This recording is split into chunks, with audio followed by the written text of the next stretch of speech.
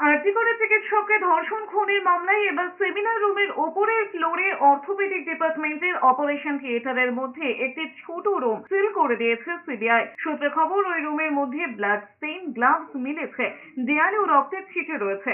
সন্দেহ হওয়ায় CBI CISF জওয়ানদের ডেকে ওই ছোট রুমটি সিল করে দিয়েছে।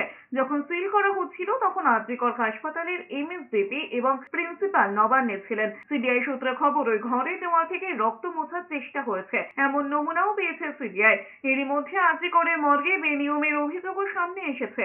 পুলিশ পরিবারের অনুমতি ছাড়াই আরজিকরের মর্গের দেহ প্রশিক্ষণের জন্য ব্যবহার করা হয়েছে বলে অভিযোগ। দুর্নীতি তদন্তে নেমে বিষয়টি জানতে পেরে প্রাক্তন ফরেনসিক বিভাগীয় প্রধান সোমনাথ দাসকে শুক্রবার তলব করে সিবিআই। চিকিৎসকের কাছে জানতে চাওয়া হয় মর্গে কিভাবে দুর্নীতি চক্র চলত। প্রাক্তন ফরেনসিক প্রধানের দাবি, মুখ খোলায় তাকে পদচ্যুত হতে হয়েছে। এরপরই দায়িত্ব নেন অপূর্ব বিশ্বাস। ফরেনসিক এক্সপার্ট সোমনাথ দাস অভিযোগ করেছেন, 21শে ডিসেম্বর 2022-এ দেহ নিয়ে প্রশিক্ষণের জন্য ফরেনসিক বিভাগে চিঠি দিয়েছিল ইএনটি চিকিৎসকদের সংগঠন। চিঠিতে প্রশিক্ষণের 6টা ফ্রেশ মৃতদেহ চাওয়া হয়। সঙ্গে সঙ্গেই তা রিফিউজ করেন চিকিৎসক সোমনাথ দাস। অভিযোগের পরে 28 তারিখ সোমনাথ দাসকে বিভাগীয় প্রধানের পদ থেকে সরিয়ে দেওয়া হয়।